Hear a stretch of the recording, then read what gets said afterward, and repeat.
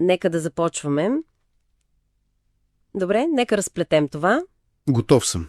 Днес сме се заровили, така да се каже, изключително дълбоко в един куп материали. Имаме критически анализи, исторически бележки и всичко това, за да направим детайлен разрез на нещо наистина специално. Mm-hmm. Имаме пред себе си текст, който, смея да твърда, всеки човек, минал през българската образователна система, е виждал. О, абсолютно. Вероятно мнозина са го учили и наизуст. Точно така. Сричали са го пред черната дъска, изпотявали са се. Но днес целта ни е да го погледнем през една съвсем различна, много по-модерна лупа. Става дума за онова емблематично стихотворение «Българският език» от Иван Вазов. Да, текстът, който често приемаме просто за даденост. Нали?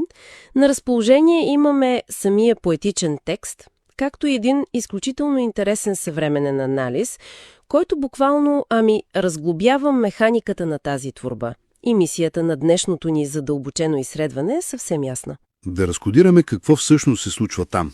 Точно. Да разберем защо един текст, написан чак в края на 19 век, по-точно през 1883 година, изобщо не е просто някаква прашна класика. Mm-hmm. Звучи като истинска яростна защита. Ако трябва да използваме съвремен език, това направо си е един брутален словесен двубой. Много точно казано. Защото, голямата литература никога не е просто красиви думи на хартия. Тя е много остра реакция на съвсем реални проблеми. Да, това, което е наистина очарователно тук е как събраните данни ни карат да погледнем отвъд простото механично четене на строфите. Mm-hmm. Ние разполагаме с поетичния текст, създаден в Пловдив, но аналитичните бележки към него са това, което ни дава истинския ключ. Те структурират творбата стъпка по стъпка. Обясняват жанра, мотивите... Да, скритите мотиви на автора и най-вече този исторически фон, който е абсолютно критичен за разбирането на гнева му. Ще разгледаме конкретните литературни термини и стратегии. Защото Вазов не е избирал думите просто така. Точно. Думите в това стихотворение са избирани като оръжия в арсенал.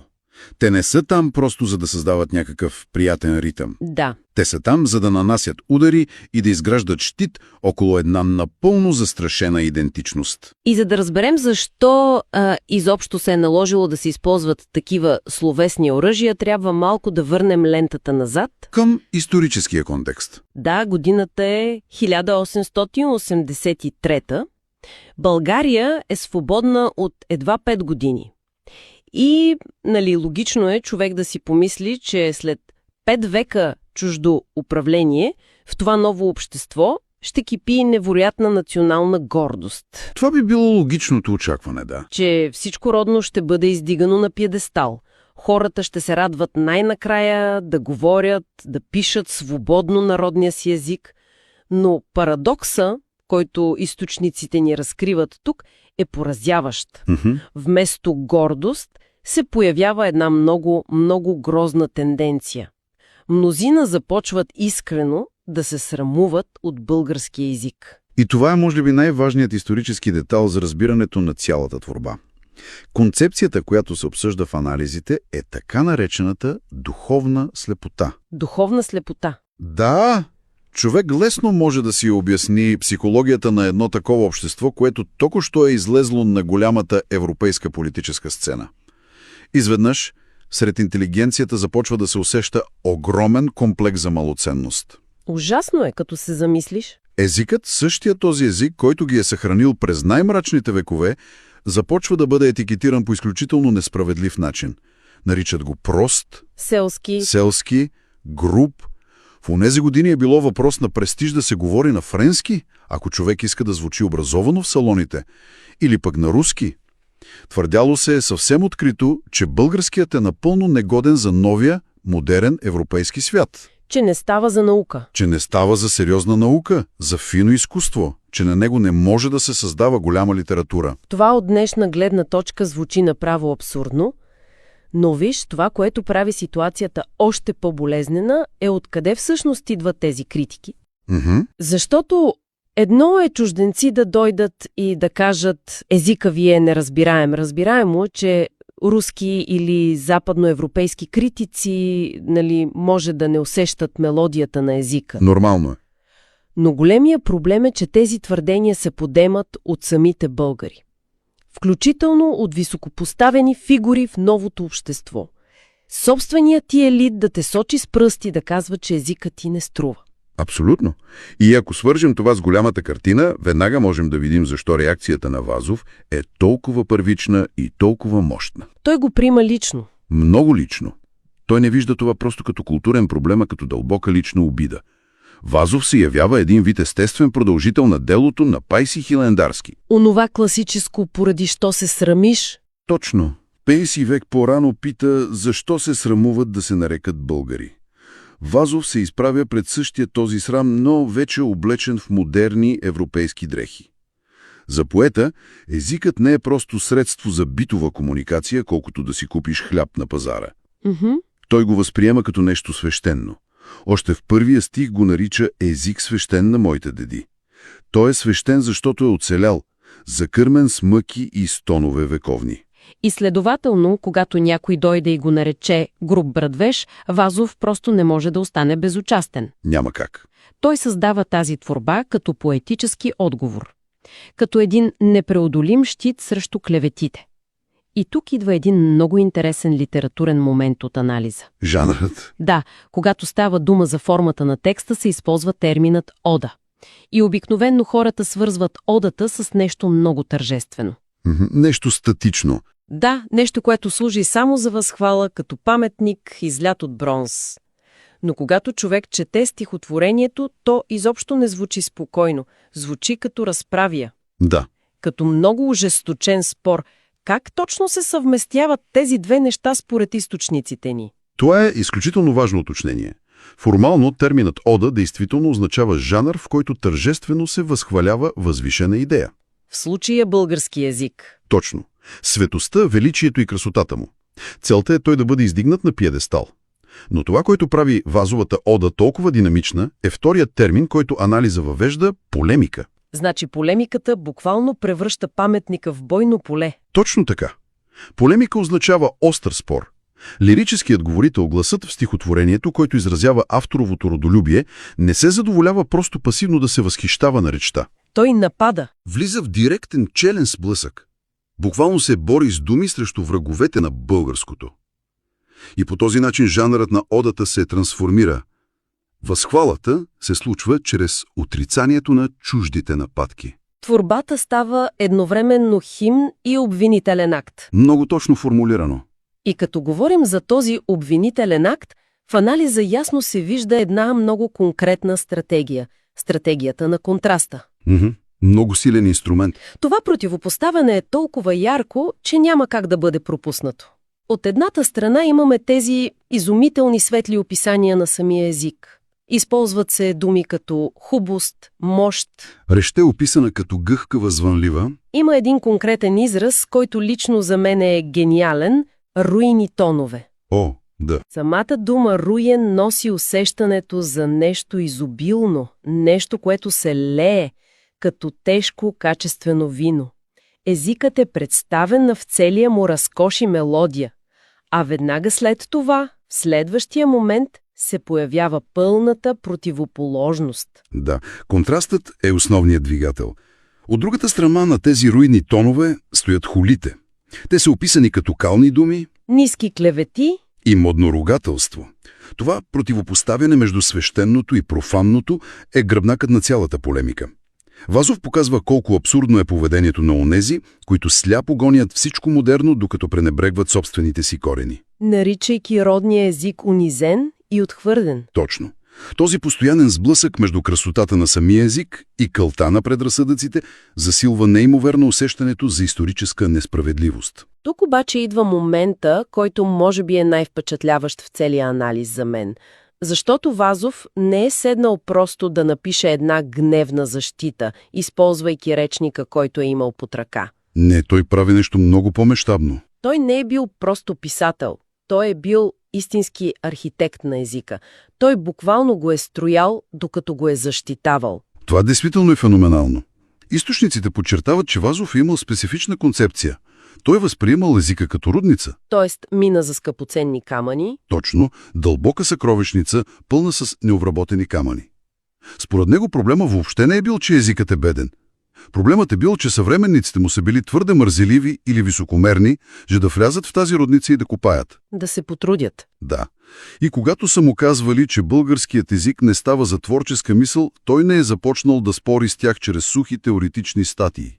Той е решил да им докаже противното на практика, в самото стихотворение. Като е създавал нови думи, това е детайлът, който е просто изумителен. Ние днес използваме тези думи всеки ден, без изобщо да се замисляме. Като изгрев. Да, изгрев, здрач, заник. Човек се замисля как изобщо са говорили хората преди това. Вероятно са използвали дълги описателни фрази или чуждици, за да кажат, че слънцето се скрива. Най-вероятно. А Вазов просто взема корена на думата и изковава тези изящни, кратки форми. Да създадеш самата дума за светлината, само за да докажеш на критиците си колко красива може да бъде речта. Това е върховно доказателство. Това е акт на върховно творческо самочувствие. Той събира думи от диалекти, изчиства ги, създава нови форми и така разкрива истинската пластичност на езика. И за да може това послание да достигне до критиците, Вазов разгръща 3 много ясно дефинирани стратегии на въздействие, които анализаторите систематизират. Нека ги разгледаме една по една, защото са много интересни. Първата от тях е патоса на риториката. Да. При четене този патос се усеща като огромна емоционална вълна. Използването на силни разтърсващи думи. Като освещен или обвинението в светотатство. Но най-вече тази стратегия се изразява в задаването на въпроси. Лирическият говорител непрекъснато пита своя невидим опонент. Пита, вслушал ли се някой досега в мелодията на твоите звуци сладки? Да, или разбрали някой колко хубост, мощ се крие в речта ти. Но това са въпроси, които реално не търсят отговор, нали? Разбира се, че не. Те са риторични въпроси, чиято единствена цел е да изобличат невежеството на събеседника. Лирическият говорител знае отговора. То е: не, вие не сте се вслушали. Вие критикувате нещо, което дори не познавате. Опит да ги разтърси, да ги събуди от тази духовна слепота. Точно. Втората стратегия обаче е още по-болезнена. Това е иронията, съчетана с отрицание. Това е моментът, в който стихотворението става наистина саркастично. Той взема точните думи на самите хулители и ги повтаря като къмшик. Да, цитира обвиненията им директно. Казва: не можа да въплатиш създанията на творческата мисъл. Или само за груб братвеж си орисан. Това е изключително интересно психологическо оръжие. Вместо да се прави, че не ги е чул, той ги изважда на показ пред всички. И ги кара да звучат нелепо. Повтарянето на чуждите обиди, че езикът е отхвърлен, унизен, е брилянтен ход. Защото когато един гениален поет, използвайки перфектен ритъм и рима, напише твърдението, че езикът му е негоден за поезия, самият факт на съществуването на творбата опровергава твърдението. Абсолютно. Поетът иронизира идеята, че геният на езикът е сляп за песен, като буквално пее песен за него. Много хитро. И след като е натрупал огромно напрежение чрез тези въпроси и горчива ирония, стигаме до кулминацията. Третата, финална стратегия. Обетът, обещанието, това е върхът на цялата творба. След цялата тази историческа горчивина, след болката от факта, че хората замерят езика с кални думи, се случва нещо забележително. Поетът не просто се оплаква. Той взема категорично решение и заявява: ох, аз ще взема черния ти срам. И той ще стане моето вдъхновение. Това е изключително силен обрат. Алхимия на думите. Да. Той взема негативната енергия, самия срам, и го превръща в гориво за изкуството си. Това е момента на пълния триумф. Лирическият говорител демонстрира абсолютната си поетическа дарба и увереност и дава тържествено обещание. И е много важно към кого е насочено то, нали? Разбира се. То е насочено към бъдещото бодро поколение, т.е. към младите хора, към онези, които тепърва ще четат и осмислят този език. Към които всъщност спадат и всички съвременни ученици и читатели днес. Точно така. Обетът има 2 ясни цели според анализа. Първата е очистваща. Да обрише от кълта езика, да премахне всички тези наслоявания на обиди и да го покаже в истинския му чистия блясък. А втората цел на това обещание е чисто и просто отмъщение. Да, но отмъщение от много висок духовен порядък. Той казва: с удара на твоята красота, аз хулниците твои ще накажа. Наказание чрез красота.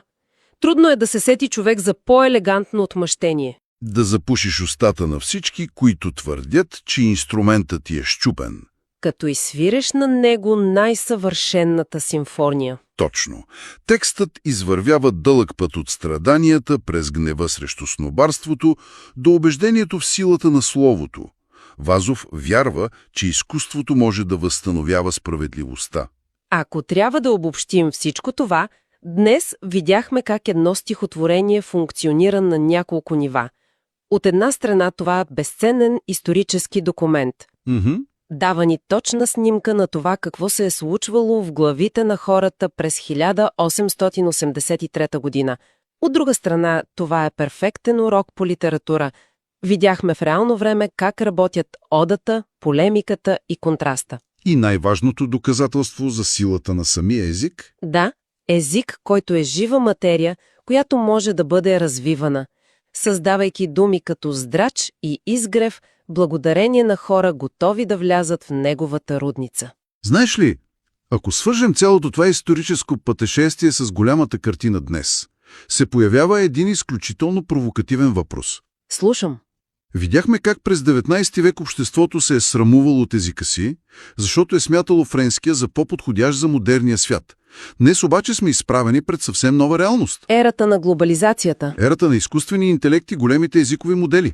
Тези технологии са тренирани преимуществено на английски език.